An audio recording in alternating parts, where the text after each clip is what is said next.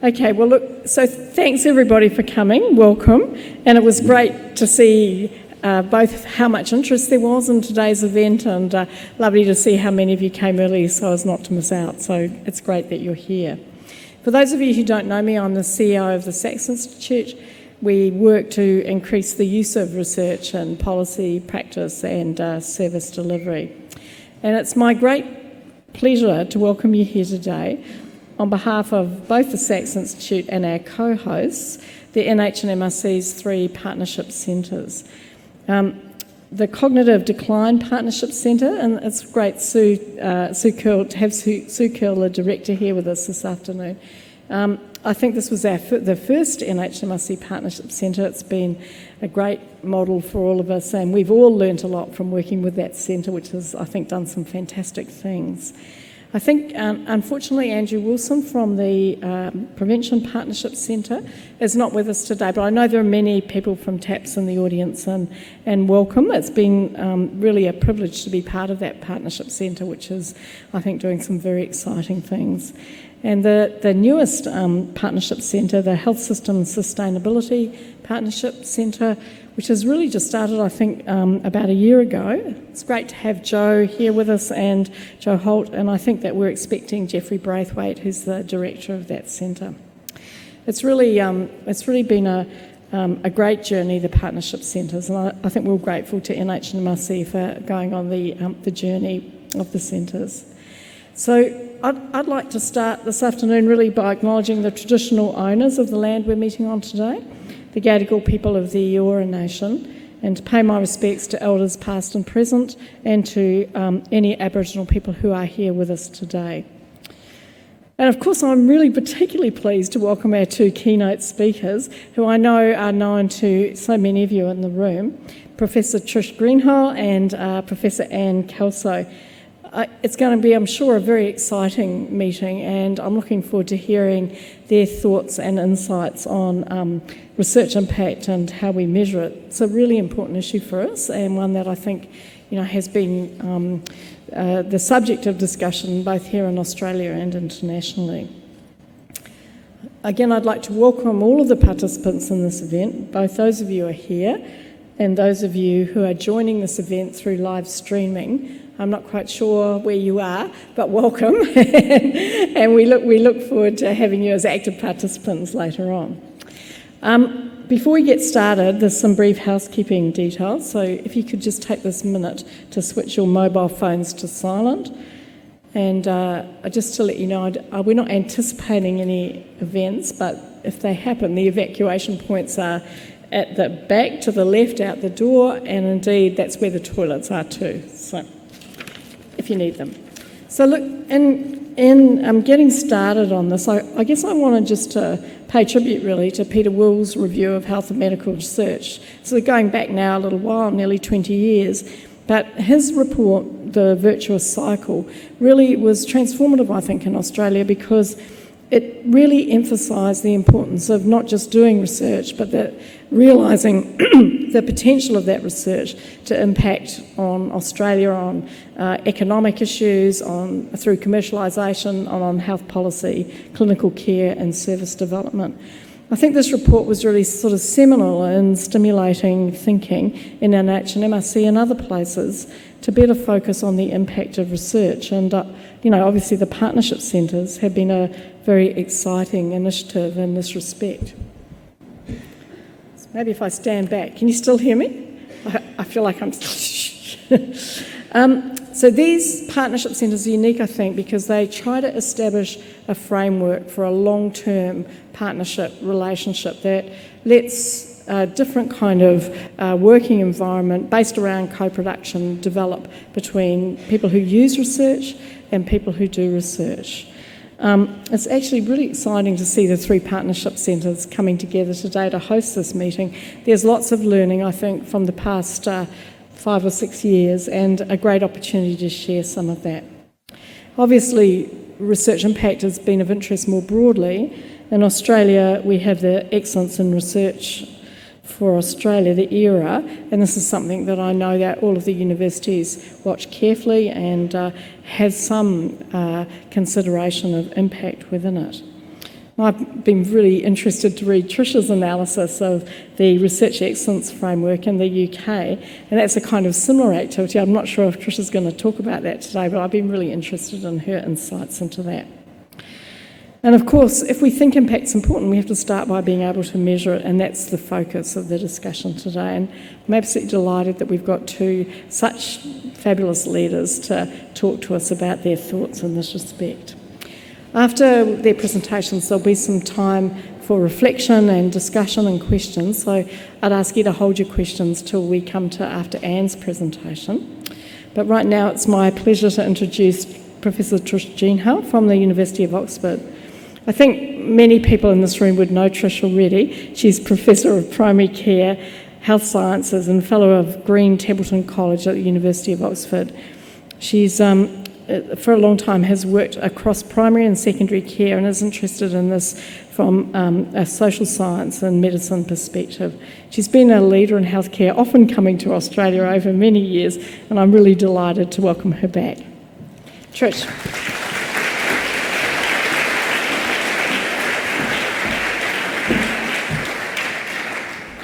Great. Well, thank you very much, Sally.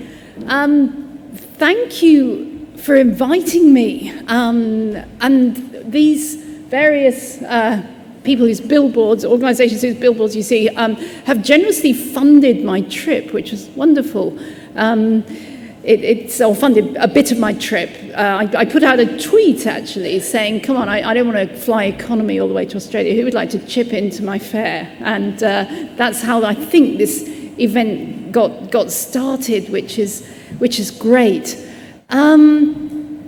Acknowledging also, I've got on this front slide, Wilfred Meinhardt, who's a colleague of mine from Rotterdam, actually, who's made a couple of slides for me because he's got access to a piece of software which is relevant to something I'm going to say later. So I'm going to talk about measuring the impact of research, tensions, paradoxes, and lessons from the UK. The first thing to say is that this term impact is a bit of a loaded metaphor. It has a kind of Newtonian feel to it, doesn't it? It's sort of a physical impact thing. There's a strangeness about this word impact, I think. So why all the fuss? Well, as you've heard already, in the UK, we get exercised every few years with this thing called the Research Excellence Framework. I was on the panel in 2014, and I will be on one of the panels again in 2021, where a full 25% of the points, which means 25% of the money, will be allocated for the account of what is the impact of your research. So you can have as many papers as you like, but 25% of the money that you're going to get for the next 7 years is going to be on impact. This tends to focus the minds of vice-chancellors and heads of institutes. You can see various other, I won't read all these out, but impact features in so many things that are important to, universities and research councils. Individual academics are increasingly performance managed on impact, which I think in itself is quite interesting. But putting all that aside, there is also the moral issue that we who work in academia tend to be funded from the public purse, and we should be doing stuff that is in some way relevant to the society that keeps us in bread and butter. Now, impact has been theorized and empirically explored in a lot of different ways, and I don't know if you can see the colors. Maybe you can't see the color, it doesn't matter. I colored these in, I'm not going to read them all out. I doubt if anyone recognizes every single one of these, and probably some of you are thinking of, hey, why isn't my favorite impact theory or framework up there? There's lots of them. The first two I coloured in brown because they come from economics. The Buxton and Hannay payback framework, which is actually what inspired the REF impact case studies I'm going to tell you about. The next four, numbers 3, 4, 5, and 6, are more social science-y. They're mostly qualitative type analytic lenses. And then 7 and 8 are the way, if you go into a school of business and management, for example, and you ask about how you measure research impact, they'll talk about the triple helix, or they'll talk about things like supply chains versus knowledge networks, all the rest of it. I'm not too sure about those ones. I feel most comfortable actually in the social science bit in the middle, but actually there's lots of different ways of skinning this cat. Now, a few years ago, along with some colleagues, I, perhaps against my better judgment, decided to do a systematic review of different approaches to research impact. And in fact, the full report ran to about 200 pages, and then we summarized it in this paper in BMC Medicine, which is, a mere 5,000 or 6,000 words. And one of the things we looked at was the sort of philosophical underpinnings of different approaches to research impact. So if you're interested in the kind of the epistemology of knowledge and its and how it kind of gets into practice or not, then we unpacked a bit of that in here. But let me summarize, to save you bothering to look at the paper. Pretty much all models of research impact, I think, embody 3 linked tensions. And the first tension is a tension between some kind of Newtonian logic, the idea that there is a linear cause and effect link between research here and impact there, versus a more complex system logic in which impact, the links between research and impact are seen as much more non-linear, emergent, and adaptive. And Sally's already alluded to that when she talks about the partnership programs, the prevention partnership, the cognitive decline partnership, and that kind of thing. That they are inherently non-linear in their approach to impact. The second tension is between impact metrics and impact narratives, and this is something that we talked a lot about in the REF, and that's quite a contemporary topic. To what extent can we just use, bibliometrics and stuff? I'm going to talk about that in a bit. And finally, impacts as outcomes, how many lives have you saved, versus impacts as processes and relationships. What are you doing? Okay, so you will know this pipeline picture or something like it. And we all kind of laugh at it and we roll our eyes at it and we think, we know it's not like that. You put the dollars in at the top and you kind of follow it through and out come the societal benefits. We know it's not like that, but on the other hand, we also find this metaphor useful sometimes. We talk about T0 and T1 and T2 and T3 translation. An example of Newtonian logic, and I think Steve Hannay, who would disagree with me here, is one of the co-authors of the payback framework, but I've argued this out with him, and I think he's lost. This is relatively Newtonian, though. So the payback framework means you fund a piece of research and then you follow it through and you get various kinds of payback. Please don't try to memorize this list. I can never remember what they are, but you can always look it up. It's probably got a Wikipedia page. These different kinds of impacts, of course, there are academic things and then there are other things that you can see listed there. The problem with using Newtonian logic was summed up by this wonderful quote back in 1939 by the amazing Abraham Flexner, the American academic, and he talks about the Mississippi River. It's always a good metaphor in America. But the idea that, the river meanders and the things flow into it and flow out of it.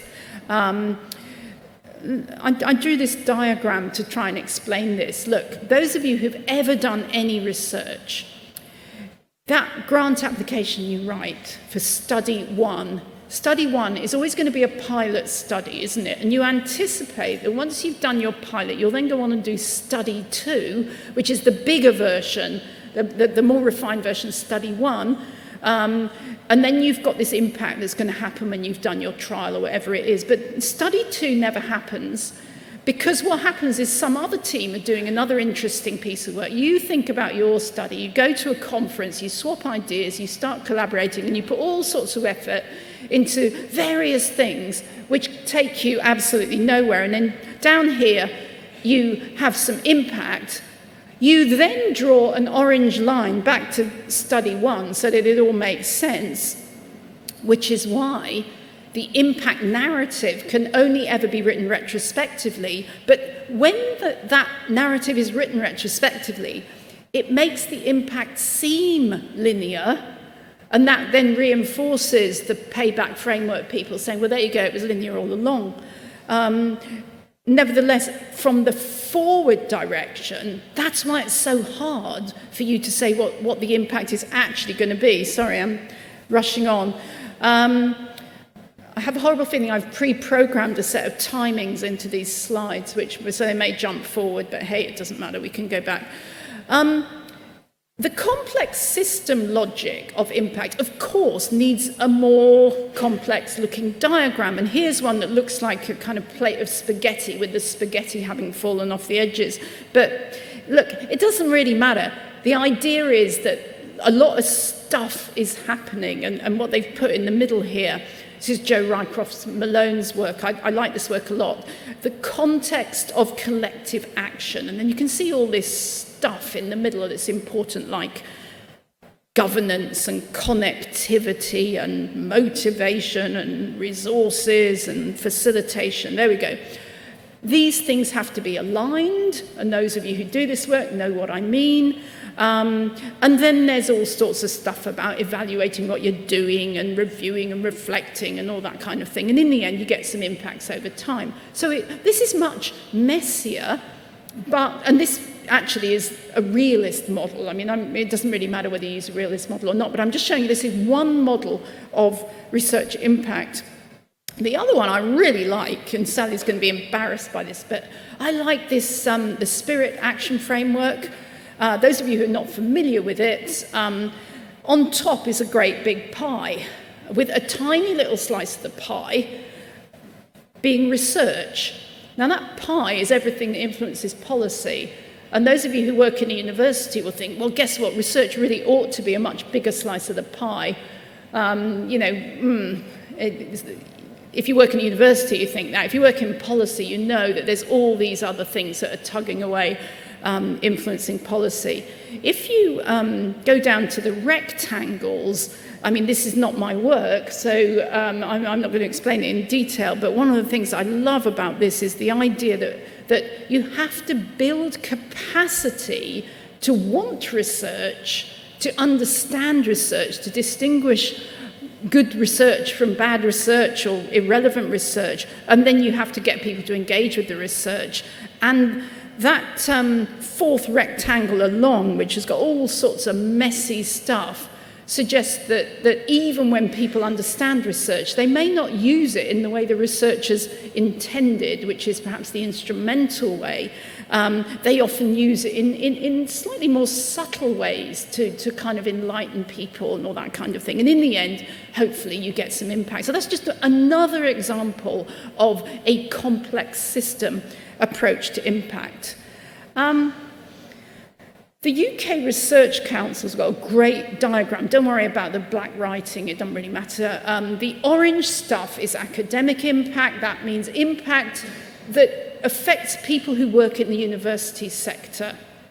And actually, the orange stuff is becoming less significant to the research councils than the green stuff, which is the societal impacts. And because they've put the writing too small, I'm really pleased that Universities UK, which is another a university body in the UK, which is all the heads of all the universities, they've come up with 9 different kinds of societal impact. So this is the green stuff sorted out in a different way. And you can see that one of those is health, but there's plenty of other different ways in which research can impact on society. I very much like this quote from the London School of Economics Impact Handbook.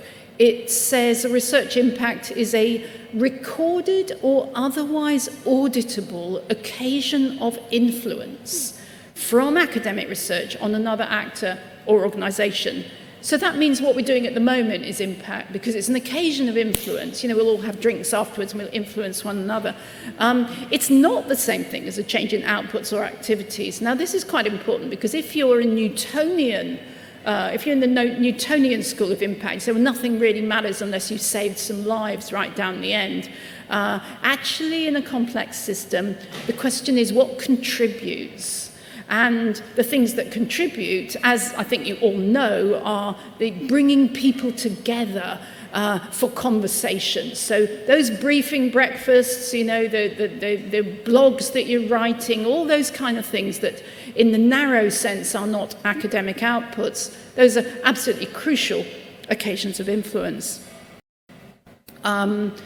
So how do you know whether a piece of research has had or is going to have societal impact? And European Horizon 2020 programme says you can look at that in two ways. You can look at it ex post, in other words, after you've done a piece of research, and I've done EU-funded research, I can tell you what happens is they keep emailing you for years and years afterwards saying, well, come on then, what's happened now? You know, how many lives have been saved now, or how many researchers have now got tenured posts or whatever. And you have to fill those out. But you can also assess ex ante whether something is likely to have impact. What's your track record in having impact from previous studies? Do you have well-constructed dissemination plans? In other words, is dissemination on the agenda from day one of the grant, not, you know, towards the end of it? Is the project embedded in stakeholder networks? Of course, if it's sitting in a partnership, it's more likely to be. And in particular, is there early involvement of policymakers? And this checklist from the Canadian Health Services Research Foundation, it's a great question. And when you're filling in your grant application and you come across a question like, are relevant decision makers part of the research team as investigators or with a significant advisory role? You think, why the hell are they asking me that? And the answer is because research shows that if you've got the policymakers on board right from the beginning, they're on your steering group and they're having dialogue, they're going to be pretty hungry for those findings. But it's also more likely that you are addressing a question that the policymaker thinks is important and relevant in a way that they can get their heads around. All right, let's talk a little bit about the about impact narratives as exemplified by research excellence framework impact case studies. We have not finally decided how this is going to play out in the 2021 ref, but I'd be very surprised if it's significantly different from this. So this was a slide I made years ago when I was working at Queen Mary University in London to encourage people to write these in a particular way. One of my other research interests is narrative. How do you tell a story? So the story goes like this. There was a problem, and we in this university did research to solve the problem. The problem got solved, that's what was called significance, and the benefits spread a long way. So if it was something that could have global relevance, you should demonstrate that people outside your own country were taking up the research. So here's an example. This was one that I wrote for a colleague, Nick Wald, who developed a better set of tests for detecting Down syndrome prenatally. So the story we ended up telling was that before he started his work in 1993, most babies born with Down syndrome were a surprise. The parents didn't know they were expecting a Down's baby, and his tests greatly increased the accuracy of prediction, to the extent that Down's babies are now almost always born out of choice. The mum decides not to have the test, or she decides to have the test and not have a termination but be forewarned, or she decides to have a termination. And they now use our tests in China. I looked for where else Nick Wald's tests got used, and we were able to say far and wide, but particularly China, because there's so many people in China. So we were able to demonstrate significance, reach, attribution. In other words, the impact was attributed to the research and the relevant timescale for the ref. One of the things I did while I was on the ref panel last time, I did what was effectively an audit of all the impact case studies from one sub-panel of the ref. And this was not a very sophisticated piece of work. It was just a counting exercise. It took me a while, but that's what Sundays are for. These were the kinds of impact that were described in those 162 case studies. By far the commonest, in 120 out of 162, so 3/4 of them, they influenced a guideline. In the next commonest thing was influencing some change in policy other than a guideline, change in clinical or public health practice. Yeah, that happened in more than half, and so on. Very few actually demonstrated saving any lives. Most of these impacts were pretty proximal. There we go, we're in paragraph 23B of such and such a guideline. So the mechanism described in these impact case studies, you can see it here, but far and away the commonest mechanism was strong and ongoing links with policymakers. Most commonly, the principal investigator was sitting on a national committee which was deciding policy on a particular issue. And you can see 2 down, 3 down, membership of a guideline development group, usually a nice guideline group. So if you're on those groups, your research is going to be more likely to get into policy. Knowledge translation means taking your research and turning it into something which is explicitly, for example, a policy brief or an infographic or something like that. Actually, not very many people did that. Fewer than a quarter did that.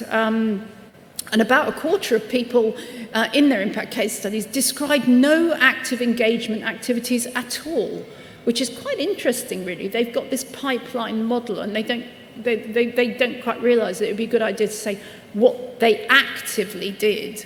I think that'll change next time, partly because we published this paper, not quite naming and shaming, but suggesting that people might want to apply the evidence on how to achieve impact. But this policymaker link is particularly important. What did the impact case studies measure?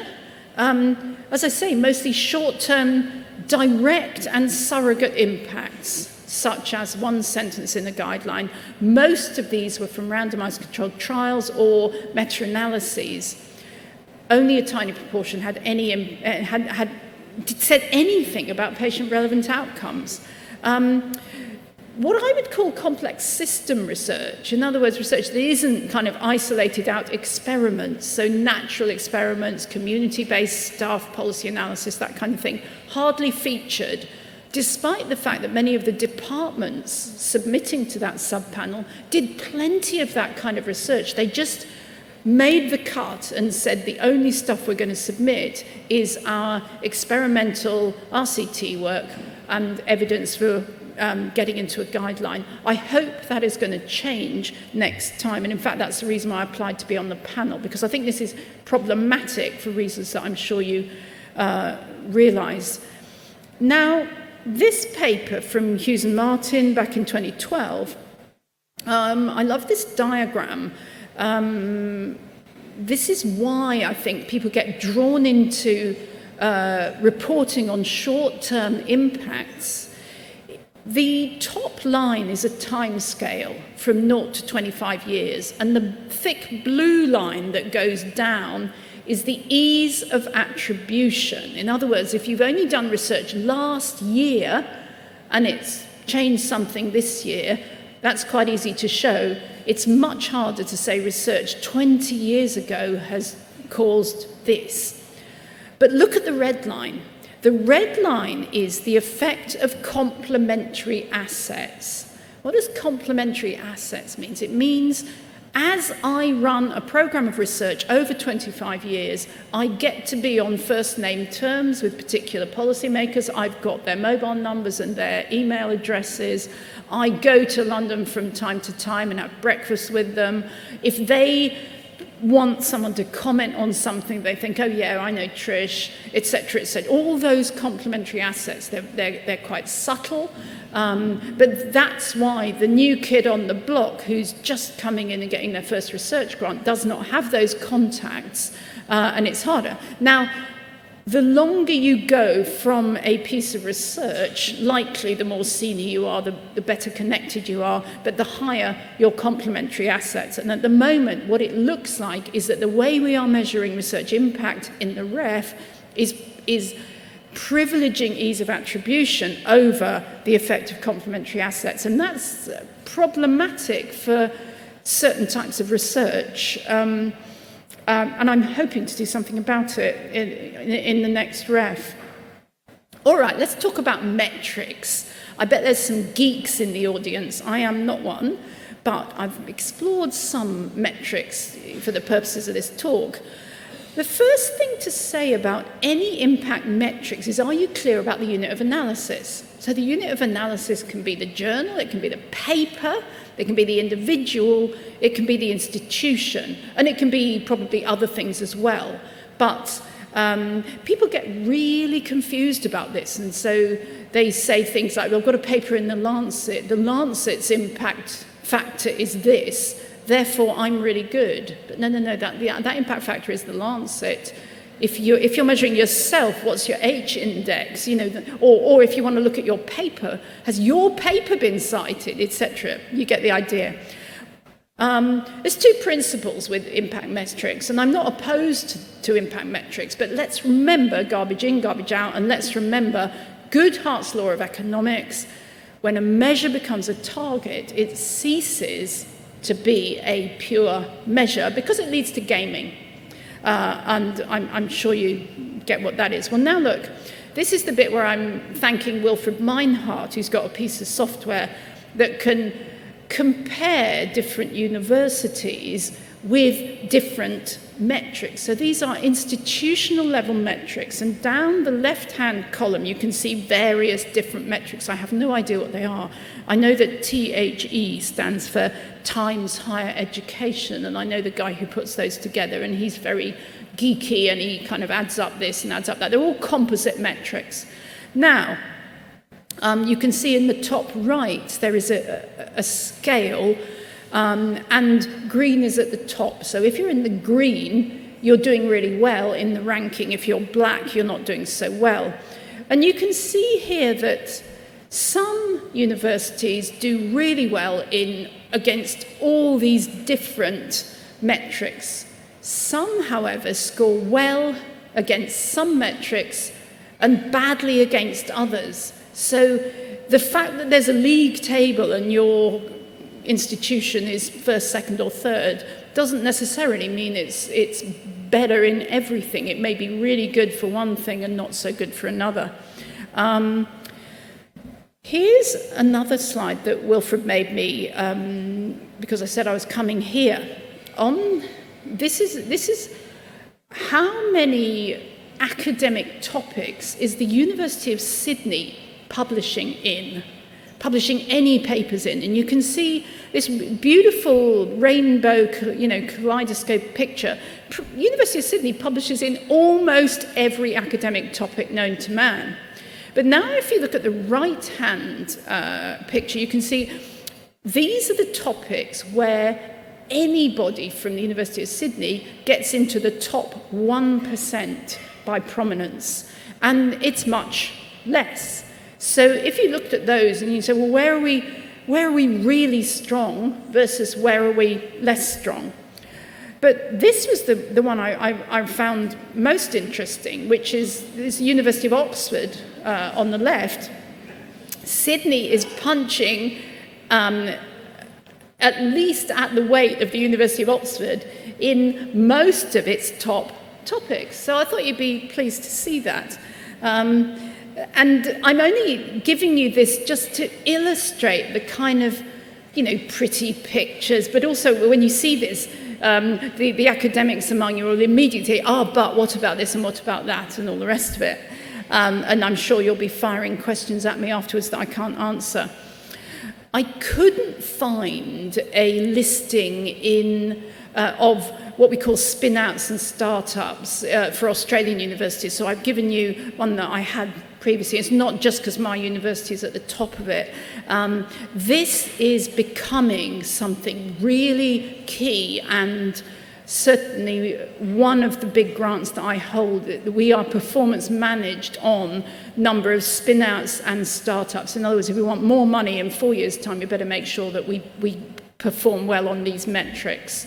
And this is, of course, linked in the UK to the idea that innovation is going to, in health and medical fields, is going to do two things. It's going to generate health, in other words, going to make people better, keep them alive, all that kind of thing. But it's also going to generate wealth by improving the economy, particularly the regional economy. We're going to create highly skilled jobs, and we're going to do all sorts of exciting things. And this idea that health and wealth are joined at the hip and linked to this kind of metric is something that something I'm writing a paper about, actually, but that's another story. All right.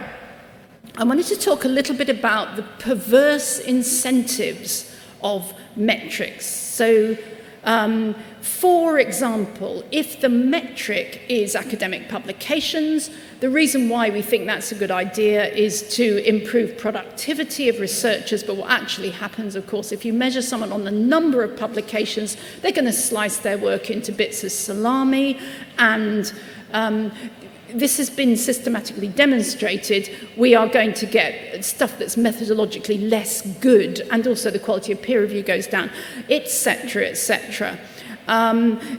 We have to be a bit careful about this.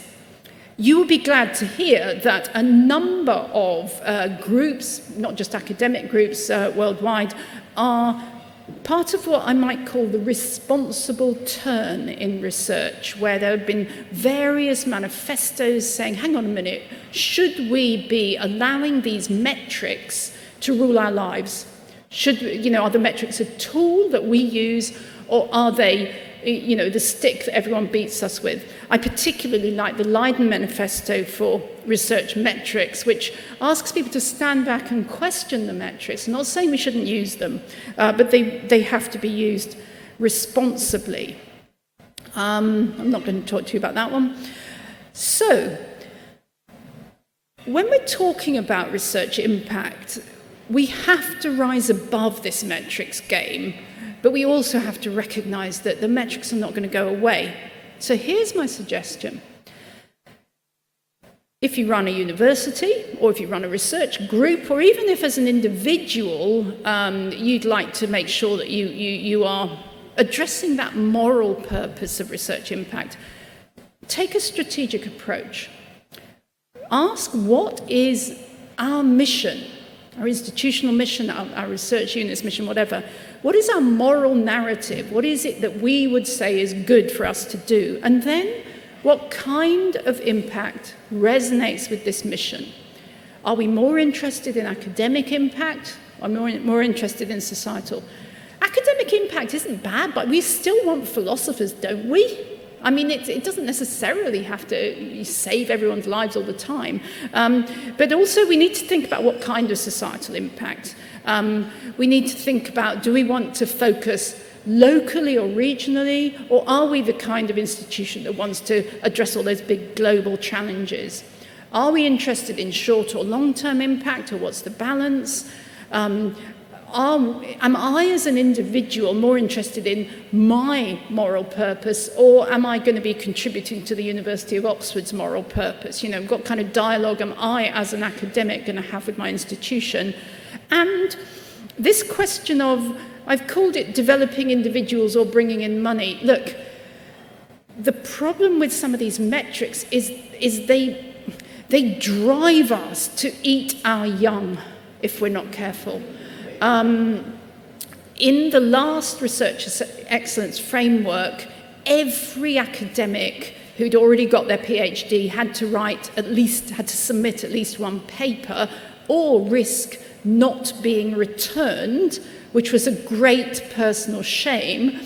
And so there was a gun to the heads of the young, vulnerable researchers who really should have just been writing up their PhD. That's what they should have been doing. And you know, if it was a pretty solid paper, that should be fine. They shouldn't need to have to produce world-leading research at that tender stage in their development.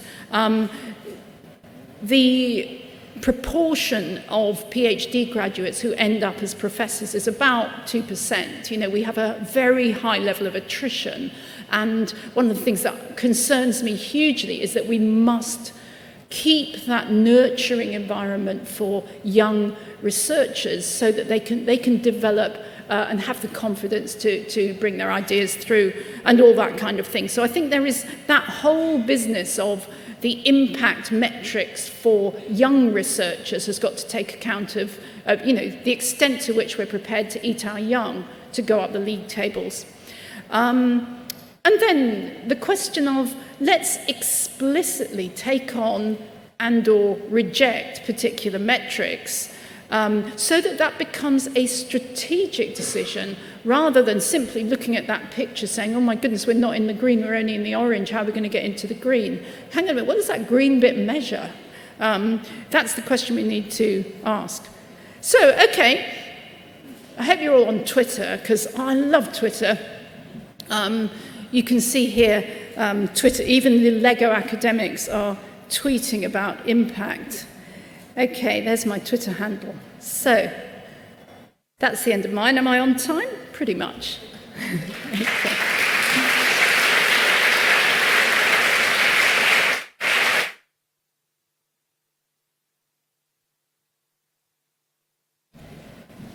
Trish, thank you so much for that. That was a really fantastic talk, and I think really stimulating. I'm sure when we come to the discussion session, people will have lots of questions for you.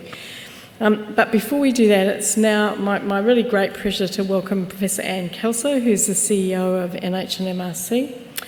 Before joining NHMRC, Anne had a really distinguished career, including being director of the WHO Collaborating Centre for Influenza at the Doherty Institute in Melbourne. So she's had a very broad scan in her career across many kinds of research. And I've been, really impressed by all of the things that are changing and developing at NHMRC. So join me in welcoming Anne.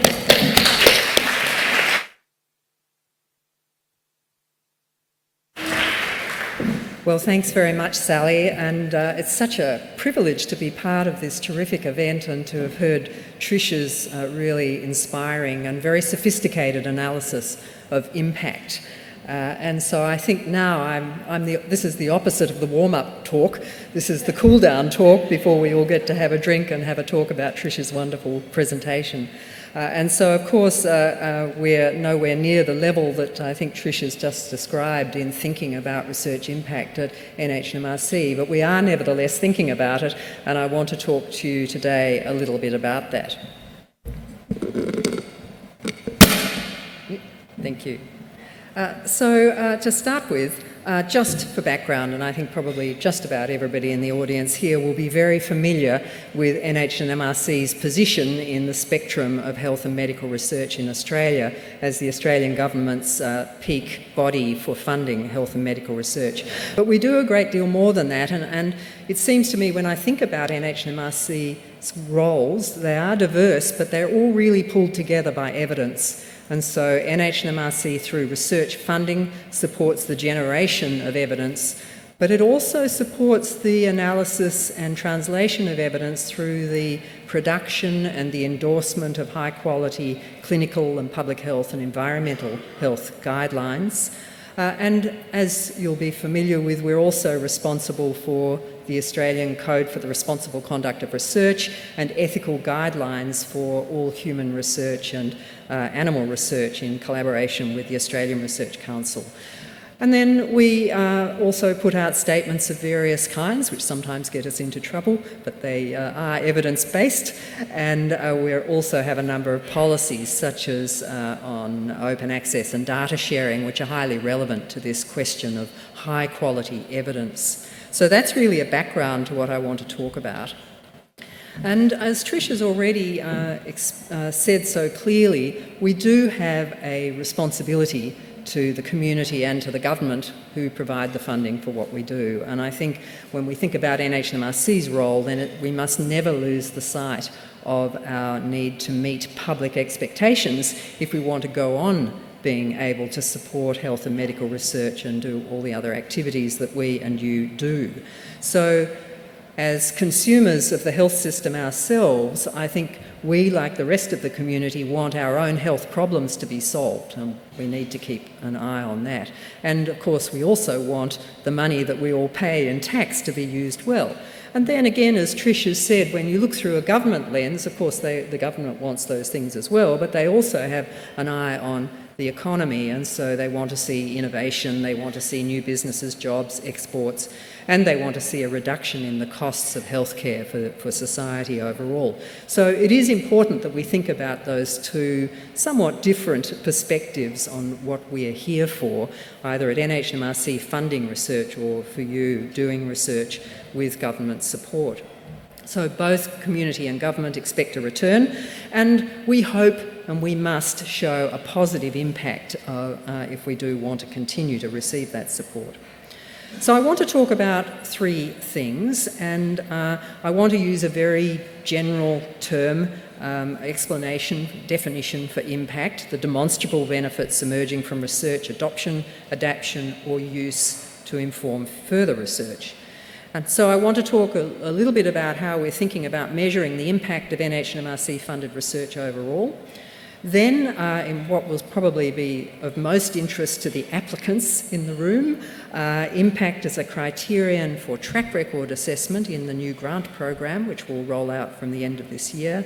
And then finally, just a couple of words about the impact of NHMRC health guidelines. So, first of all, the impact of NHMRC funded research, and here we can think about how we measure it, but also how we communicate it, because it's so important that we are communicating what we do, not just able to demonstrate to each other that we're doing something important. So if we think about measurement, then of course bibliometrics are the starting point, the traditional point that Trish has just so elegantly described. But also increasingly now we can turn to data analytics. I want to say a little bit about what we're doing. And then within NHMRC over the next year or so, and with the help of our Health Translation Advisory Committee, we will develop an impact measurement framework, but that's at too early a stage to be able to talk to you about today. But say a little bit about bibliometrics and data analytics, and then a little bit about communication. So we've been doing the bibliometrics for some time and occasionally publishing a report called Measuring Up. The next report is really held up entirely on my desk and will be published quite soon. But the older one, Measuring Up 2013, has been on our website for some time.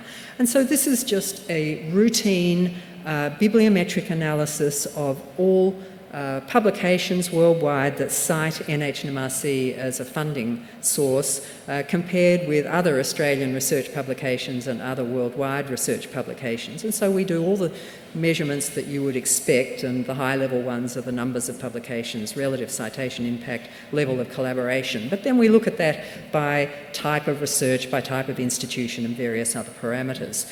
And the latest report, when you get to see it, will show, as we've seen in the past, rising numbers of papers, rising relative citation impact such that NHMRC-funded papers are cited at 1.68 times the world average, so that's great. And 42% of them involve international collaboration, which is also great. So these are useful measures, I think, of the most proximal stage of impact. They are important, but of course they're not the type of impact that government or the community is looking for, or that many of us are looking for from NHMRC-funded research.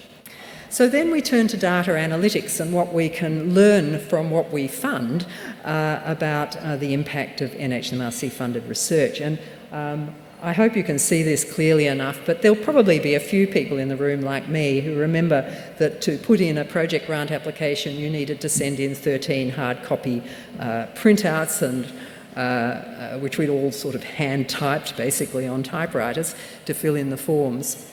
And as this picture shows, the very idea that you'd be able to analyse what was in those applications now was obviously couldn't be done. So now we have the Research Grant Management System, which I know is loved by so many of you. And it is in fact very, very powerful, has a huge amount of data in it, and we're beginning to be able to use that for quite sophisticated analytics. But I think everybody here knows that will perhaps appreciate this. You know you've been working too long on NHMRC grants when you know how to use RGMS.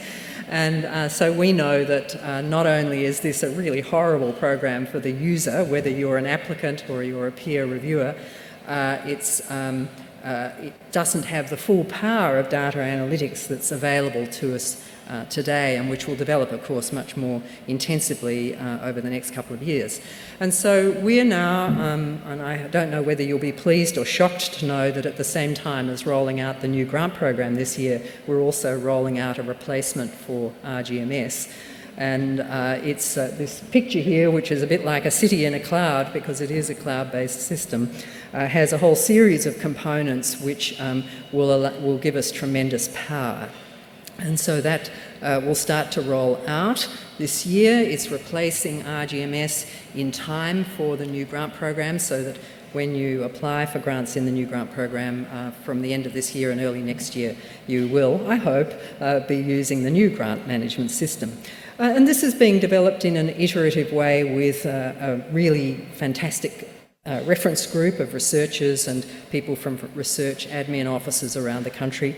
It's got a really beautiful user interface, which I think you'll enjoy. Jeffrey Braithwaite saw a demonstration of it the other day and speculated that he might like to spend his weekends playing around with it, putting in shadow applications, so that sounded pretty good.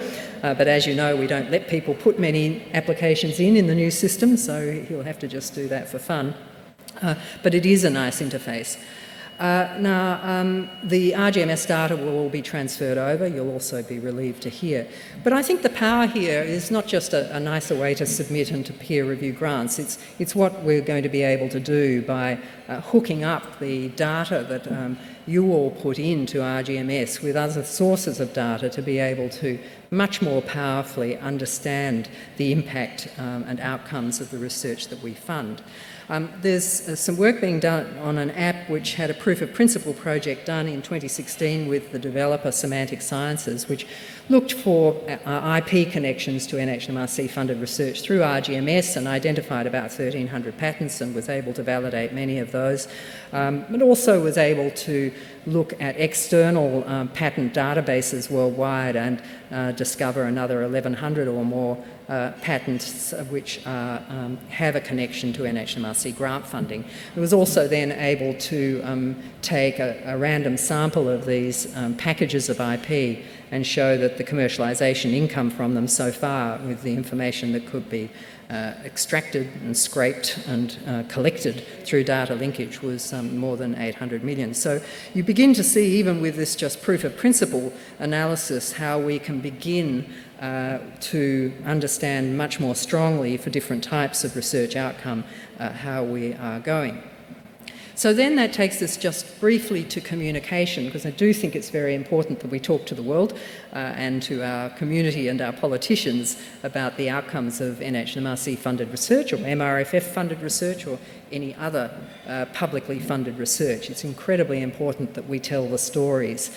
So we've been putting a lot of effort into that over the last year or so with our website In Focus that has quite a lot of very nice stories on it now, and will be an important part of the new and much more attractive and usable website that we'll also be rolling out quite soon. We're using social media a lot more to tell the stories. We've had the 10 of the best publication every year for quite some time now, where we, based on final reports that people put in on their grants, we identify 10 really interesting and important stories to advertise and promote.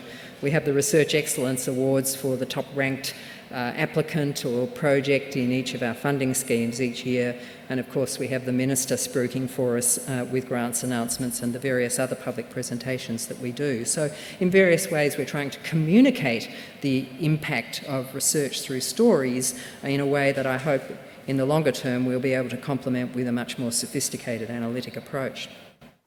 Now, probably the most important thing I'm going to tell you about today is something that's not been formally announced yet and is still a bit of work in progress, but it's a very important signpost to what's coming, and that is the use of impact as a criterion in track record assessment for NHMRC funding.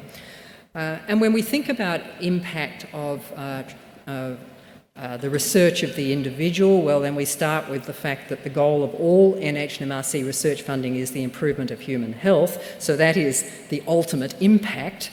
But we also know, because of the very broad spectrum of research that we support through NHMRC, quite deliberately, from discovery research all the way through various sorts of clinical research, public health, health services research, that, as Trish has also talked about really beautifully, that impact may be indirect, it may be very difficult to attribute, and it will invariably take time, and probably the bigger the impact, and particularly the further its distance from discovery at one end, well, that time can indeed be 15 to 25 years. So it's a very big challenge, and when we think about how to do this, we're going to have a very flexible framework that doesn't attempt to compare individuals at one part of that spectrum directly with another. So we have to find a way to have that kind of flexibility in the framework. And I think then the other point that's on this slide is that because most of the research we fund is through investigator-initiated grants, it's really you as the applicant who are deciding what that impact might be in the future. It's not NHMRC saying we are looking for this particular impact and that's what we're going to measure you against. So we also have to think about that huge diversity of the type of impact that we might hope for and expect from NHMRC funded research. Now, those who are planning to apply for our future funding will be very familiar, I think, with the fact that we have 4 streams, of which 3 of them are new and replacing existing schemes, the investigator grants, synergy grants and ideas grants. The 4th stream includes a new separate scheme for funding clinical trials and cohort studies. And there's lots of information on the website, and the funding rules for the new schemes will come out a little bit later in the year. They're being finalised now. I'd have to go through government approvals before they can be released for everybody to start thinking about their next applications. But it's important to note for what I'm about to say that the assessment criteria for the investigator grants and the synergy grants will have a big emphasis on track record, and that's where most of what I now want to say applies. And so we've been going through a process of seeking feedback from the sector on how to do peer review for the new schemes, and we have formed 3 advisory groups, one of which was specifically on track record, which has now presented its report to me. And we had a great discussion about it at Research Committee a couple of days ago, just at the end of last week. Now, this track record working group has put forward a framework for assessment, which has not yet been formally accepted by NHMRC, but we will use this framework in some form, and so the detail now is about how we actually turn that into a set of category descriptors for peer review, and therefore for you to think about in writing your material in applying for these grants in the future. So as you can see, this framework is proposed to have 3 components: publications, meaning academic outputs rather than grey literature, research impact and leadership. And the investigator grants are for people from every stage, from immediately postdoctoral all the way through to the most senior investigators. And so however we think about these 3 components, they have to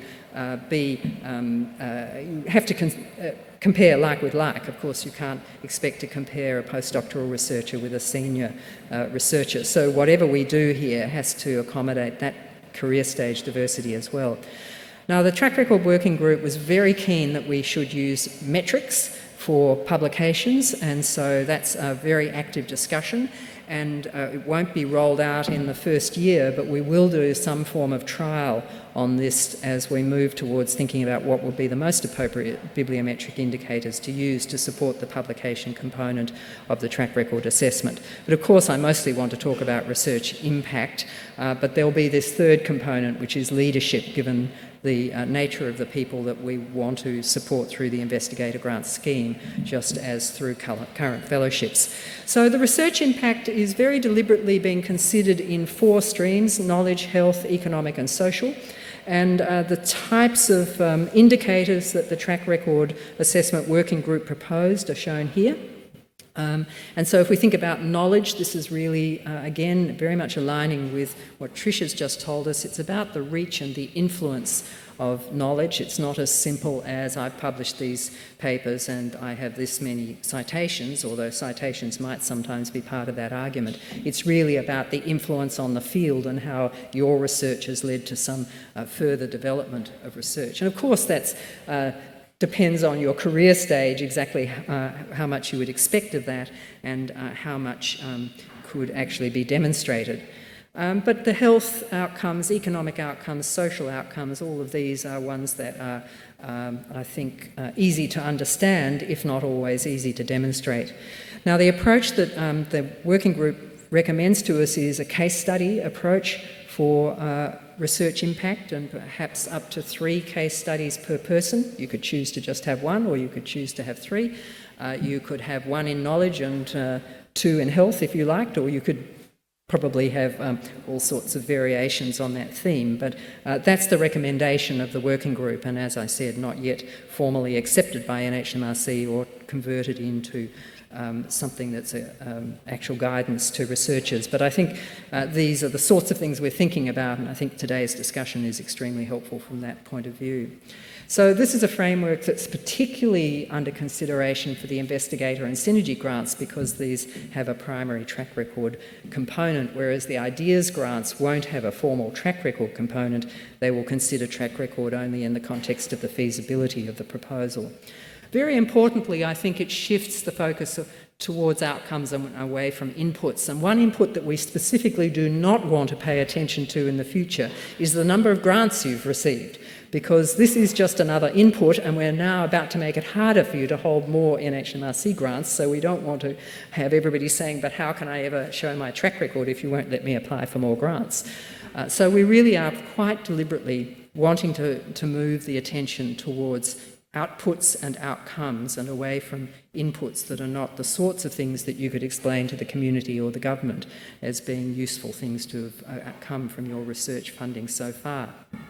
As I've said, research impact criterion would be addressed through case studies, and we'll need to learn how to do that over time. I'm sure this will be a process of evolution. And there are quite a few issues to consider here. The relative weightings of the publication's impact and leadership criteria. We had a good discussion about that with the research committee last week. The time period for each criterion, and particularly if you think about impact, it's arguable that you want a whole of career consideration of impact, but you wouldn't want something that meant you were now funding somebody only because they did some fantastic work 30 years ago and they've done nothing since. So you have to take a balanced view of this, but in considering the impact of research over a career, then whole of career may be appropriate. As I've said, we are considering how to trial the use of metrics before publications, and the guidance for peer reviewers here is going to be really crucial, because this is a bit different from what we've done up till now. So now just a couple of words about impact of NHMRC guidelines, because this is a very important activity. It's the guidelines that we and many others around the country produce are an important pathway for translation of evidence into better clinical practice and public health. A lot of people put a lot of effort into these every year. We know from a report from 2014 that there were more than 1,000 guidelines produced in Australia by more than 130 developers in the years 2005 to 2013. NHMRC either produces or endorses a very small proportion of those, but we set a very high standard, and so it's a useful barrier, threshold that people need to get through to have their their guidelines approved by NHMRC. But we're now really interested to understand more about this. We've tried to promote guideline implementation and dissemination through our own standards for guidelines, but we recognise that overall there hasn't been all that much attention paid in Australia, with some exceptions, to the impact of these guidelines on patient and population outcomes, or on waste and variation in clinical practice. So we're planning a project again under the oversight of our Health Translation Advisory Committee over the next couple of years, to look at whether we can measure the impact of the guidelines, particularly the ones, of course, that NHMRC is involved in, so that we can learn more about how to improve their uptake. So that will be an ongoing story. So in summary then, as we've discussed, we think the community and the government expect something from us, from the public investment in NHMRC research or any other publicly funded research. We must show its impact. We hope that that's positive impact. We're building our data analytic capability at NHMRC and increasing the use of media so that we can both measure and communicate the impact of NHMRC funded research.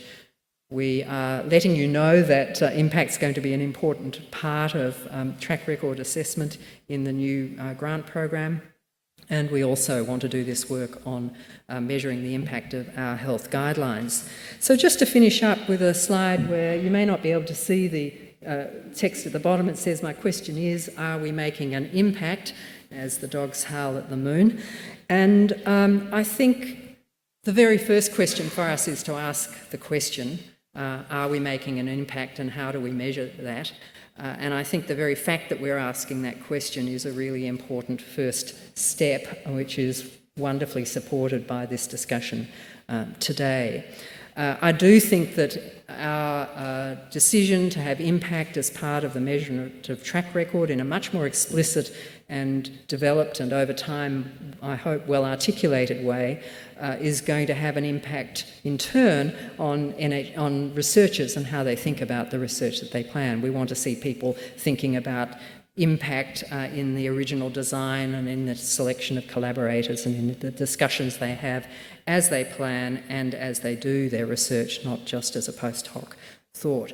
But I think also introducing more consideration of the measurement of research impact will also change how we think within NHMRC about what we do and how we can foster translation into impact through our policies and through the nature and design of our funding schemes. So I think this is a very important time, and I look forward to the discussion now. So thank you very much.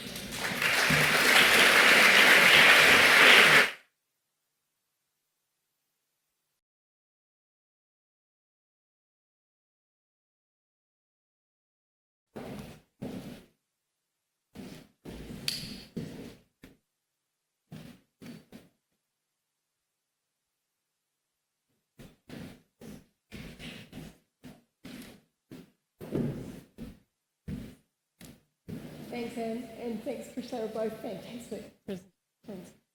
I have to say that now's a bit of a terrible moment because we're going to have discussion and questions, but I've got this very techie thing here for those of you who are here by web, which I'm hoping is going to work to see some questions come up here as well. So for those of you who are here in the audience, we've got 2 roving mics, I think. And do we have a mic up here for... We've got... Hello. All right. Questions from the audience? Well, Professor Nutmean, why am I not surprised? Here, thank you. We'll start here, that's great. Thanks very much. Don Nutmean from Sax Institute, University of Sydney. I was supposed to be the safety net, not the person you turn to, Sally. If I put my hand up, I was expecting others to. I wanted to ask 2 great presentations, by the way. Thank you, very complimentary and really stimulating. Speaking as someone with a modest research career, characterised mainly by heroic failure, I wonder whether we, by default, drift into a rather determinist discussion when we talk about research impact. I would say that some of my ultimately my most influential research has proved that some things don't work. I'll give you an example. I did some work in the late 1980s, early 90s that I think proved beyond any reasonable doubt that interventions in schools to reduce smoking among children don't work in the absence of other measures. And the Conservative government of the day took that as a cue that we needed more and better interventions in schools because they couldn't countenance taking any other measures. And a later Labour government interpreted that as evidence that we needed additional measures. I think the point I'm making is that it was a heroic failure. And I regularly encounter in my work with early career researchers this strong desire to prove that what they're doing worked, which leads to publication bias and so on. So I just wonder, how do we guard against that drive to prove things that things work, and how do we capture heroic failure in a positive and meaningful way when we're looking at impact? It's a great question. Yeah, I agree. Really great question. One of the things that happened when I was on the medicine ref panel last time, this came up. The idea that your research is going to have a lot more impact if you're telling policymakers what they want to hear than if you're not. And I personally have been in that situation with research that I felt that we'd done a pretty good piece of research, and I was told by the department, the Connecting for Health people at, in the UK, who are a sort of policy-making body, if we don't like your report that comes out tomorrow, we're going to trash it. And I didn't like it, and they did trash it, and hey, hang on a minute, that wasn't my fault, that you didn't take any notice of it, etc. In fact, actually, the report had a lot of impact years later when someone else took over. Anyway, the point was, when we were on the ref panel, we said we can't create a perverse incentive for researchers to do the kind of research that tells policymakers what they want to hear. And the way we got around that was to say that each institution has to produce a certain number of impact case studies, but that number should be a lot fewer than the number of research programs that is being. So I don't know, last time it was one impact case study per 15 published papers that were being submitted, or something like that. And what that means is that right now there's a competition in my department for people saying, well, I've got a good impact case study, and someone else saying, I've got a good one. Actually, only about 2 are going to go forward. Most of our impact case studies will end up on the cutting room floor. And it's very rare, I think, for a university not to have enough. What that means is we're not going to penalise you for, because it's not failed research, it's failed impact, because somehow, if you think of Kingdon's policy streams and the primordial soup of, potential policies, if you're not floating in the right bit of that primordial soup, they're not going to take any notice. That's the way we solved it. Anne's going to tell me how they're going to solve it here. Well, I think it's a fantastic point, Don, and so I want to take that one home with me. And I think we'll have to discuss it and think about it, because the type of guidance then around what makes a good case study is obviously very important. But I was really reassured last year at the Clinical Trials Day, where ACTA, the Australian Clinical Trials Alliance, gives out awards for best clinical trials of the year, most of which turn out to be NHMRC funded. A number of those last year were actually trials that showed that doing something expensive was worse for the patient than doing something which is currently standard practice and possibly much less expensive. And there were terrific examples of that, and one hopes that they were sufficiently compelling that they will have been taken up. But I thought that was a great environment to promulgate the importance of what you could consider a negative trial. Thank you.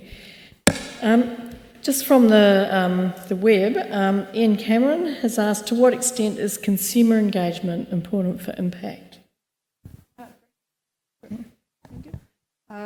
So to what extent does consumer engagement impact? Important. Is it important for impact, I think? Well, of course, it depends on the type of research, but we would argue that consumer engagement is important across the whole spectrum of research. But if you're working on transcription factors in a cell line, it's much harder to engage consumers with help to design that project. But then your institution or you as a group leader might want to think about how you engage publicly about that type of research. But of course, when you talk about clinical trials or cohort studies or many other types of research, then where there's a much more direct consumer and patient involvement, then it's really critical. But I think the challenge for us at NHMRC in thinking about how you put increased emphasis on consumer engagement into funding scheme guidelines or peer review guidelines is the very broad diversity of research we fund. So we struggle a little bit with that, but I think we need to keep working on it.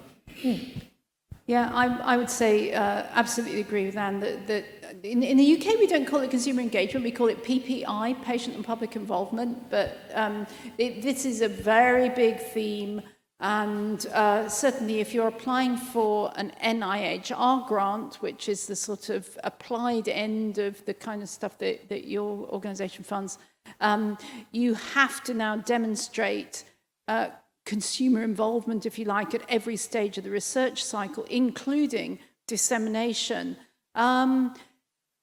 They're theorising that there are, funnily enough, I'm just doing a systematic review on this, so I could talk for as long as you like about this subject.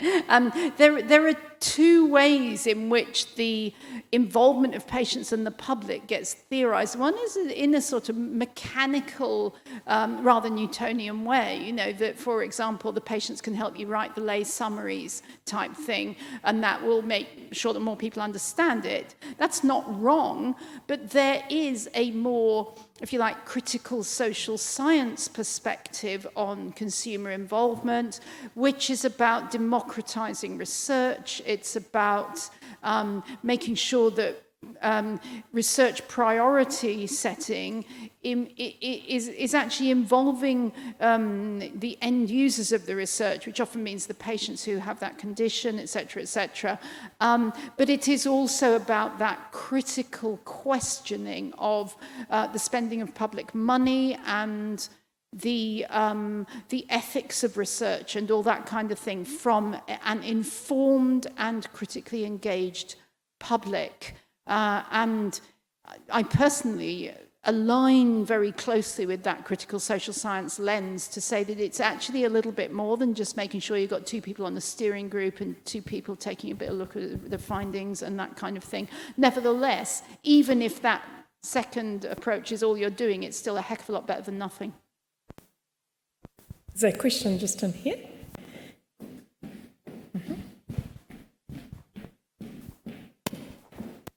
Oh, next. Sorry. Hi, my name's Lyndall Trevena. I'm academic GP at the University of Sydney. Thanks for the talks. I'd like to go back to the issue of changing practice that is something that's perhaps a negative finding or something that tells us we should be doing things in a different way. And my question to you is whether you have any examples that from the UK or thoughts from the NHMRC on how we might do that. It seems easier to implement something new or adopt a new or a novel test or treatment, but to stop doing something or to change the way we do it is far more difficult, particularly if there are disincentives in the system. Just to give you an example, I was in a meeting a couple of weeks ago where the evidence was put that shared care for following up with cancer survivors is cheaper if you do it with your GP rather than going back to hospitals for breast and colorectal cancer survivors in particular. The care is equivalent, and it's actually perhaps arguably, better for the patient, better patient satisfaction, but it certainly saves money. The nurses and the hospital administrators and oncologists in the room were terrified because their funding is tied to performance and numbers of patients through clinics. So people would lose their job. So that was a disincentive for them to actually change. So could you comment on that, the challenges of impact in that sort of environment? Very, very interesting question. Actually, last week I was in Melbourne at La Trobe doing a workshop on disinvestment, and I hadn't thought of it as linking to research impact, but certainly of the 162 impact case studies that I looked at for that paper on the 2014 ref, one or two of them were about disinvestment decisions. I think, I'm just doing this from memory, but I think there was one about those super duper vacuum cleaners that if your kid's got asthma, and then we used to say to the mum, go and invest $1,000 in this amazingly high-powered vacuum cleaner to get rid of all the dust. Actually, it doesn't make any difference. And I think I may have that one wrong, but I think there was a package of these whole things where they visited the home and they got rid of all the curtains and all that kind of thing. And it actually didn't make that much difference. But yeah, it was really, really hard to get people to come back from something that they'd already been patterned to do. And the example you give is just a brilliant example of it. If it's already routinized and it's already rewarded at organizational and policy level, and there's a payment thing tied to it, very, very difficult. Absolutely.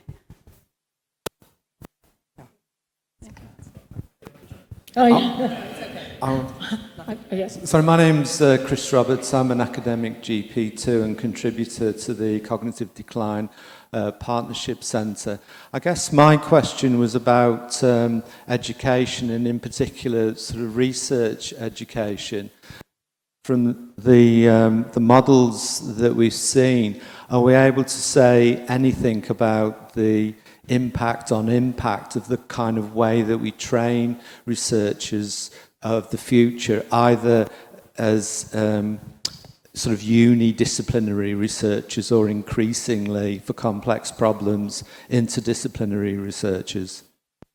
Yeah, thank you. It's a really important question because certainly I grew up in a time where I learned a very narrow form of biomedical research, always working in biomedical research labs, and at least in the early stages of my career. And so you just don't have that broader view and don't even think about asking the broader questions. So I think that a changing environment where there's more focus on reminding people to put their research into a much broader context, to have the discussions within your research group about what that broader context is going to be part of changing that scene.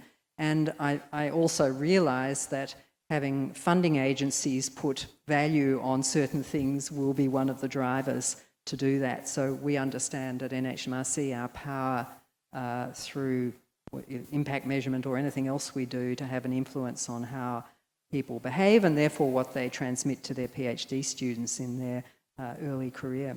It's a very important issue.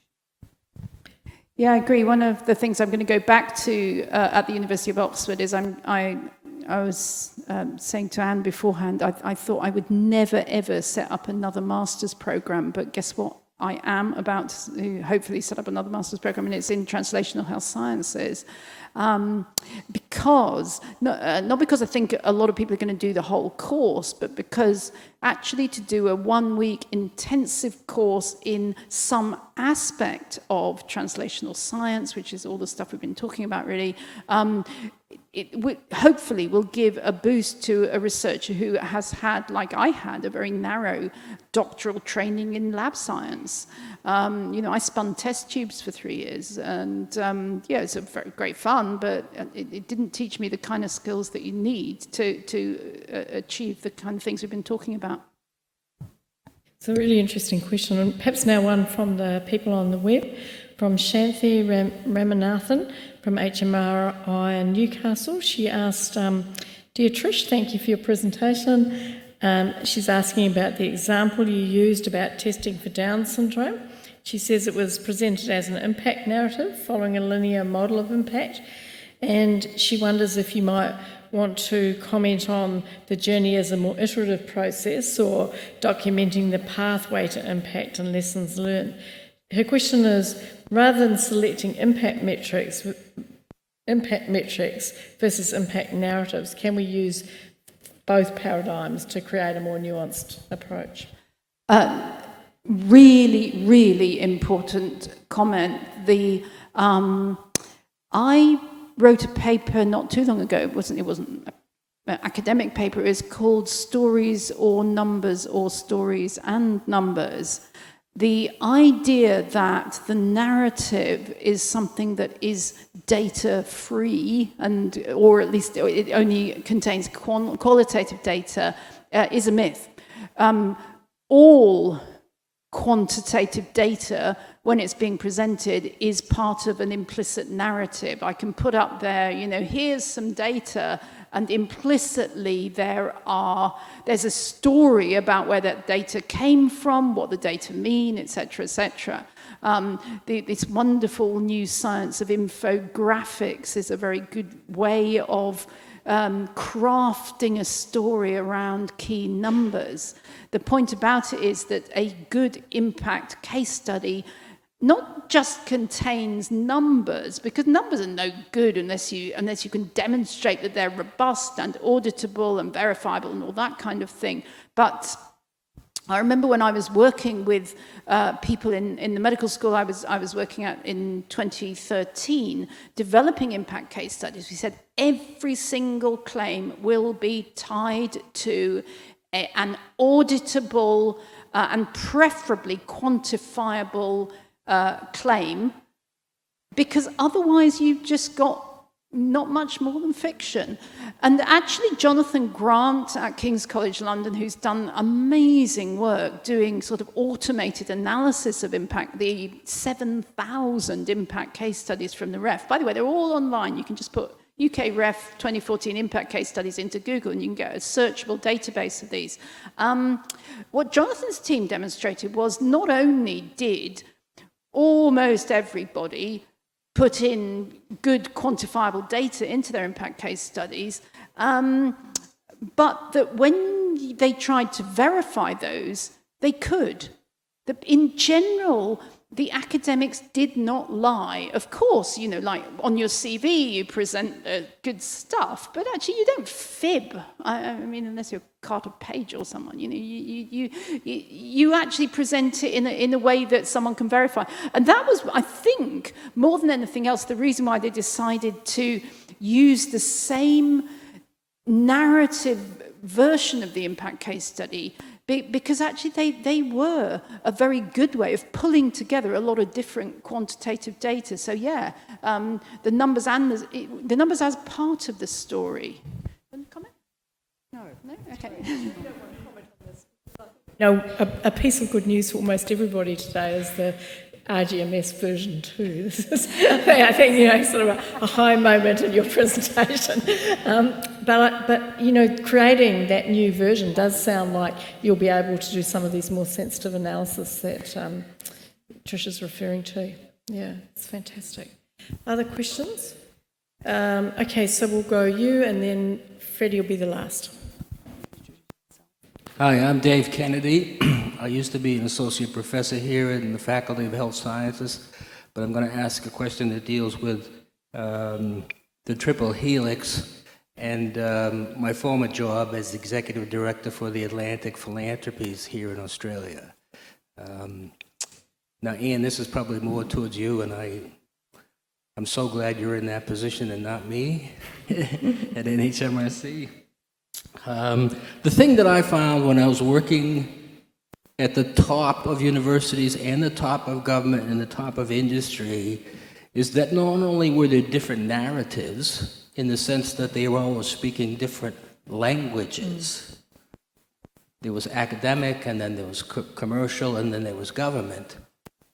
But when I looked deeper into it, a lot of the reasons why people couldn't talk to one another was because they couldn't translate because they were working under different performance management systems. Yep. And we have, it's just fact here in Australia that we punch above our weight in terms of output and research, etc. But I struggle when we're moving more towards translational. What can we do so that not only do people use a common language, but they even start to understand the other person's performance management? I mean, I've been in so many different meetings where I was trying to be the liaison across all three groups, and as soon as the other two groups left, the one that was remaining would start telling me what the other two were idiots. And it didn't matter whether you were coming from academics or commercial or government. Mm. Well, I think, David, these are really important points, and I've seen them myself in a couple of different environments. I ran a cooperative research centre for vaccine technology for a few years, quite some time ago, and that was a semi-commercial collaboration between academic researchers and CSL and various licensing pharmaceutical companies around the world. And so I got to see there that different mindset in the commercial world of biotechnology compared with what people were trying to do in the lab.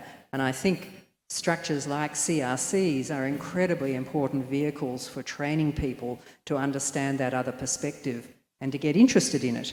One of the outcomes from our CRC, as for a number of others, was a cohort of PhD graduates who really had a foot in both camps and understood the language of the commercial world and the academic world, and many of whom then went on to make their careers in the commercial world but brought that heavy-duty academic background along with them. So I think these sorts of collaborative enterprises, and of course the partnership centres are another version of collaborative enterprise between end users and academic researchers, just incredibly powerful way for particularly younger researchers, students to grow up in an environment where they're exposed to that other perspective. In my role now, I see myself as, to some extent, a translator between the research world that I come from and the government world, which I'm still learning about, and obviously has its own drivers. But to be able to think from the perspective, as we all must, to try to understand the perspective of a Minister for Health and how different that is from an academic perspective, we do need to understand that. Most of the things that we measure and count and crow about are just self-serving from the point of view of a government minister. They want to know how we're going to save lives and save money and improve the health of the population. So again, just having the kinds of collaborative enterprises where people are exposed to these different viewpoints, I think is very, very powerful. So Freddie, I think it's really hot in here, isn't it? The air conditioning is obviously turned off. So really quick question, a really quick answer. Just the extent to which these matrices celebrate collaborations. A lot of these centres are all collaborative, and a lot of the leadership that comes out of there has come out of collaboration, standing on the shoulders of many, many other people. It's affected by the heat. It's the heat. A lot of the fellowship applications that we write look like ophthalmology reports. You know, I did this and I did that and I did the other thing, forgetting all the other collaborators that you worked with. So is there a balance? Is there a way of measuring that? Yes, a good question, Freddie. And is this something your committee's been considering? Yeah, I mean, I do think this is a challenge, because if you're applying for something for your own salary, then you need to say that you did everything. But I think if we were thinking about impact case studies, most people, I think, will realise that it's very unlikely that one person has had the whole impact of the story. And so that means that the framework has to be sophisticated enough to appreciate the non-linearity, the fact that the attribution isn't going to be 100% to one person, and that that's still okay. And that's also important when we simply look at publication lists and need to get away from just considering the first and the last author, particularly as more and more papers have many, many authors, and each will have a different role, but we don't want to have a focus that's only on the so-called leader or the first author. So there are lots of challenges here, which we'll all continue to struggle with, I'm sure, over the coming years. Well, look, thank you for a set of really interesting questions that started to unpack some of those complexities. And I think thank to both of you for just wonderful presentations that started this discussion, and I'm sure we'll want to continue it. I'd like to invite everybody to join us for some refreshments now, but before we do, can I ask you just to thank our speakers for